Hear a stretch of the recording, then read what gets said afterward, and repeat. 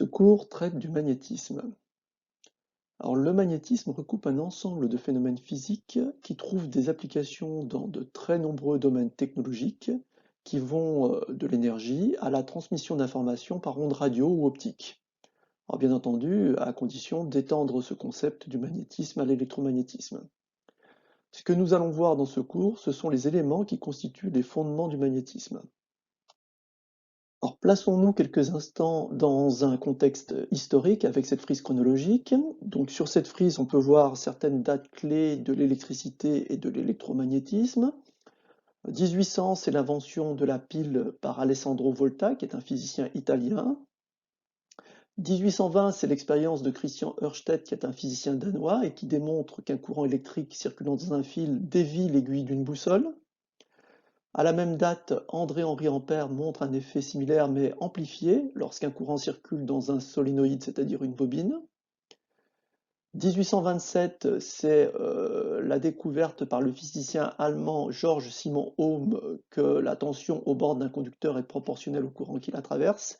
C'est la fameuse loi d'Ohm, U égale RI. En 1831, tout se précipite avec l'invention du moteur électrique par Joseph Henry et la découverte de l'induction par Michael Faraday qui démontre qu'il est possible d'induire une tension en faisant varier un champ magnétique. Et par ce principe, il invente, à partir de cette découverte, la dynamo. Nous allons voir maintenant les effets visibles du champ magnétique qui est par nature. En cliquant sur la vidéo de cette diapositive, vous trouvez ici une vidéo qui vous permet de visualiser le champ magnétique créé. Et enfin, dans cette dernière vidéo, vous pourrez voir la mise en évidence. Nous allons voir maintenant les différentes grandeurs qui sont associées au magnétisme. Alors commençons tout d'abord par l'induction magnétique qui est notée B et dont l'unité est le Tesla. Nous trouvons ensuite le champ magnétique H qui a pour unité des ampères par mètre. La perméabilité magnétique notée mu, qui est une lettre grecque, et qui est égale au rapport de B divisé par H. Notez également que le champ magnétique véhicule une énergie dont l'expression peut être donnée soit en fonction de H, donc du champ magnétique, soit en fonction de B, l'induction magnétique. Bien entendu, dans ce cas, l'unité est le joule. Une grandeur importante associée au champ magnétique est la notion de flux magnétique. Ce flux magnétique, généralement noté avec la lettre grecque φ, est le flux d'induction B qui traverse une surface S vue dans la direction du champ magnétique. Donc voilà son expression. Cette expression fait apparaître le produit de B multiplié par S, mais également le cosinus de l'angle formé par la normale à la section traversée par l'induction et l'induction magnétique. On voit sur cette figure que si la normale à la surface est dans la direction de B, l'expression du flux magnétique se réduit alors à φ égale B fois S. Si par contre un angle existe entre la direction de la normale à la surface et l'induction magnétique, alors il faut introduire dans l'expression le cosinus de l'angle θ. Un autre effet important est, comme nous l'avons vu, le phénomène d'induction découvert par Faraday. Celui-ci peut s'exprimer de la façon suivante. La tension aux bornes d'une bobine, notée E, qui est également appelée force contre-électromotrice, FCEM, est égale au nombre de spires de la bobine multiplié par la dérivée du flux par rapport au temps. Dit d'une autre façon, nous pouvons dire qu'une variation de champ magnétique et donc de flux crée une tension dans une bobine. Vous voyez ici sur ces trois figures une illustration des expériences qui peuvent être menées pour illustrer le principe d'induction. Dans la première image, vous pouvez voir que le déplacement d'un aimant devant une bobine statique va induire dans cette bobine une tension. De la même façon, dans la seconde image, vous pouvez voir qu'on obtient le même effet en faisant bouger un électroaimant devant la bobine statique. Ou bien, dans la dernière expérience, on crée un flux variable en faisant varier le courant dans la bobine qui est émettrice et qui ne bouge plus, et qui va induire également dans la seconde bobine une tension variable. Vient ensuite le théorème d'Ampère qui donne la relation qui lie le courant électrique au champ magnétique. Dans l'expression que l'on peut voir ici, la force magnétomotrice notée par la lettre grecque epsilon, qui est égale au nombre de spires d'une bobine multiplié par le courant dans cette bobine, est égale au champ magnétique H multiplié par la longueur de la ligne de champ qui est parcourue par le champ magnétique. Dit d'une autre façon, hein, nous pouvons dire qu'un courant électrique va automatiquement générer un champ magnétique. Donc, une bobine parcourue par un courant devient un électroaimant. Donc, ceci est illustré par les figures qui sont données ci-dessous, où on voit ici un aimant et le champ magnétique créé par cet aimant. On retrouve les mêmes champs magnétiques créés en alimentant une bobine par un courant électrique. On retrouve également ce type de création de champs magnétiques dans différentes configurations, ici avec un circuit magnétique qui a été ajouté à la bobine, et ici les champs magnétiques créés respectivement par un fil ou par une seule spire. Cette diapositive illustre le dernier grand principe du magnétisme, à savoir le principe de conservation du flux magnétique. Alors ce principe s'exprime de la façon suivante. Dans un système fermé, le flux entrant dans le système est égal au flux qui en sort. Dit autrement, le flux est conservatif, c'est-à-dire qu'un pôle nord dans un aimant ou un électroaimant est automatiquement associé à la création d'un pôle sud. Retenez la définition du pôle nord et du pôle sud. Le pôle nord est la zone pour laquelle le flux magnétique est sortant et le pôle sud est celle pour laquelle le flux magnétique est entrant. Ceci est illustré dans les figures suivantes. Donc vous voyez qu'effectivement, le pôle nord voit un champ magnétique sortant et le pôle sud voit un champ magnétique entrant. On retrouve exactement la même définition pour une bobine ou pour un système qui comporte un circuit magnétique avec une partie sortante et une partie entrante du champ magnétique. Il est important dans le domaine du magnétisme de localiser le pôle nord et le pôle sud d'un électroaimant, c'est-à-dire d'une bobine. Pour cela, il existe une règle nommée règle de la main droite. Cette règle va affecter au pouce, à l'index et au majeur de la main droite une grandeur et une direction, à savoir, respectivement, l'induction va être affectée au pouce, le courant électrique affecté à l'index et la direction va être matérialisée par le majeur. On peut aussi utiliser la paume de la main pour indiquer la direction. Cette règle montre que le champ magnétique est perpendiculaire au courant. L'angle droit entre ces deux grandeurs est matérialisé par l'angle formé par le pouce et l'index. Pour trouver la direction du champ magnétique créé par un courant, il suffit de placer son index le long du courant électrique et de pointer avec le majeur ou avec la paume de la main dans la direction où l'on souhaite connaître la direction du champ. La direction est alors donnée par le pouce. Vous pouvez tester la méthode sur les deux figures suivantes pour retrouver la direction du champ magnétique créé par la bobine de cette figure ou bien par l'électroaimant de celle-ci. Nous allons voir maintenant comment amplifier le champ magnétique dans une structure magnétique. Pour cela, nous avons besoin de matériaux aux propriétés particulières.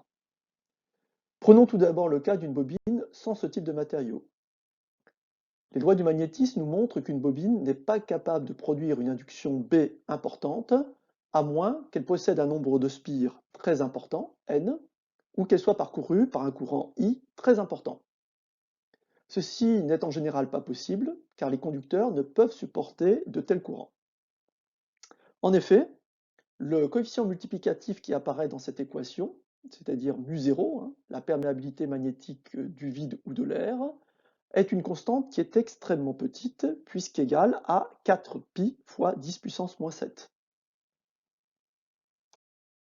Si maintenant nous canalisons le champ magnétique dans un matériau possédant des propriétés magnétiques adéquates, nous pouvons amplifier considérablement la valeur de B.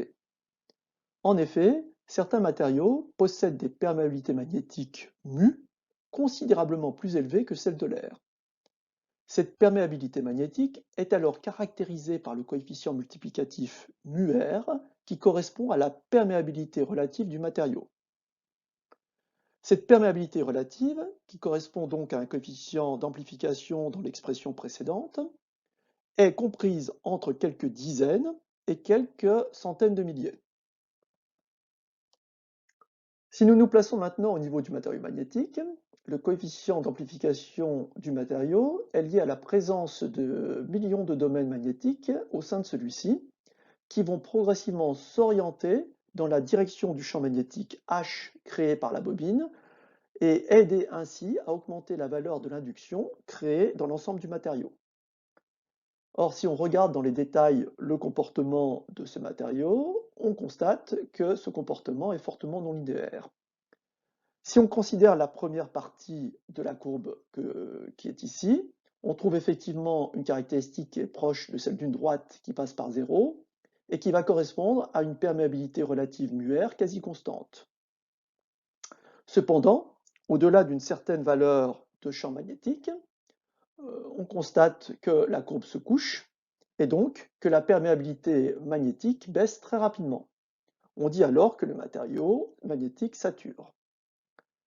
Ce phénomène de saturation apparaît quand les domaines magnétiques du matériau sont tous orientés dans la direction du champ magnétique et qu'ils ne peuvent donc plus aider à l'augmentation de la valeur de B. Passons maintenant aux composants. Celui-ci est communément appelé inductance.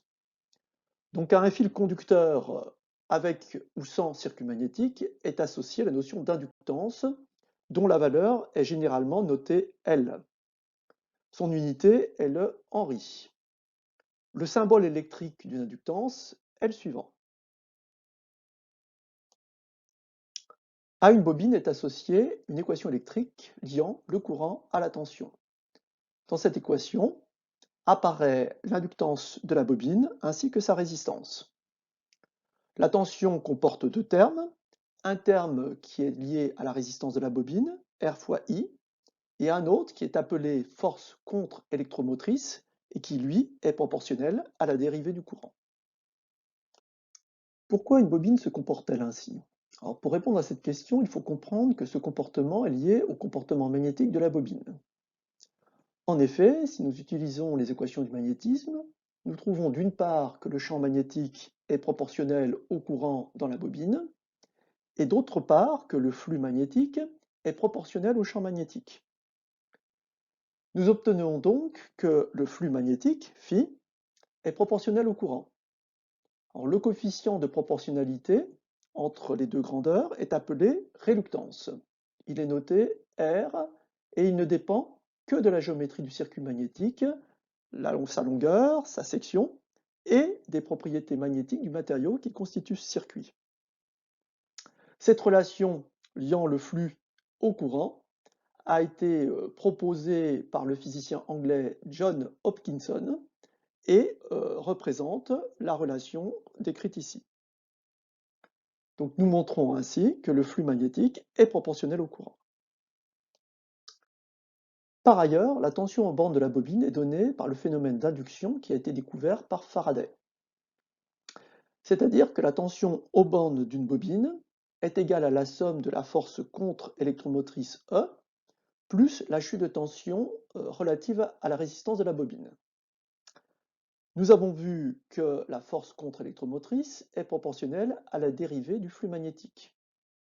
En partant de la loi d'Hopkinson, nous pouvons remplacer le flux par son expression en fonction du courant. Ainsi, dans l'expression, la dérivée du flux magnétique est remplacée par la dérivée du courant. Nous retrouvons donc la relation liant la tension et le courant dans une inductance, et nous montrons que la valeur de l'inductance peut donc être calculée à partir de la géométrie du circuit magnétique et des propriétés du matériau qui le constituent. Nous obtenons donc une relation qui lie l'inductance à la réluctance du circuit et au nombre de spires. Une inductance est également un moyen de stocker de l'énergie sous une forme magnétique. En effet, si nous partons des expressions de l'énergie magnétique que nous avons vues dans la première partie de ce cours, donc en fonction soit du champ magnétique, soit de l'induction magnétique, nous pouvons exprimer cette énergie en fonction du courant et de la valeur de l'inductance. Nous obtenons ainsi une expression qui est écrite ici, dans laquelle, en fait, l'énergie magnétique peut être calculée à partir de l'expression suivante, 1 demi de Li carré. Nous allons maintenant découvrir une méthode pour calculer les grandeurs magnétiques et l'inductance d'une bobine à partir de ces géométries. Cette méthode est basée sur le modèle d'Hopkinson et utilise le principe d'analogie entre les équations magnétiques et celles de l'électricité. En effet, nous avons vu que la loi d'Hopkinson s'exprimait comme epsilon égale Rφ. La force magnétomotrice, epsilon égale Ni, est égale au produit de la réluctance d'un morceau de matériau magnétique par le flux circulant dans ce matériau. Si nous comparons à la loi d'Ohm, nous savons également que la force contre-électromotrice, E, est égale au produit entre la résistance du conducteur dans lequel circule le courant multiplié par le courant électrique. Les ingénieurs ont donc eu l'idée d'utiliser cette analogie pour établir un modèle dit aux réluctances pour évaluer les propriétés magnétiques d'un composant. Dans le modèle aux réluctances, on subdivise le circuit magnétique d'un composant magnétique en différentes portions, qui sont représentées ici. À chacune de ces portions, on va pouvoir calculer une valeur de réluctance qui sera calculée à partir de la géométrie de la portion considérée, en particulier en fonction de sa longueur, de sa section et de ses propriétés magnétiques.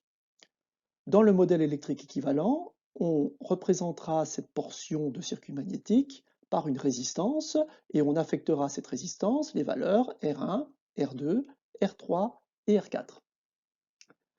Dans le schéma équivalent, chaque bobine du composant magnétique modélisé, donc parcourue par un courant qui de ce fait générera une force magnétomotrice égale à n fois le courant circulant de la bobine, sera représentée par analogie par une force électromotrice de valeur n fois I.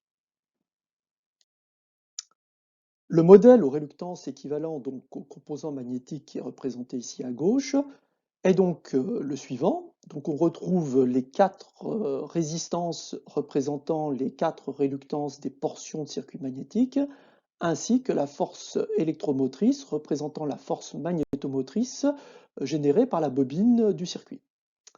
Si nous écrivons la loi d'Émaille dans ce circuit, en prenant comme valeur de courant le flux magnétique du composant magnétique, nous pouvons très facilement démontrer que nous obtenons la même relation que la loi d'Hopkinson, c'est-à-dire que epsilon égale n fois I égale Rφ.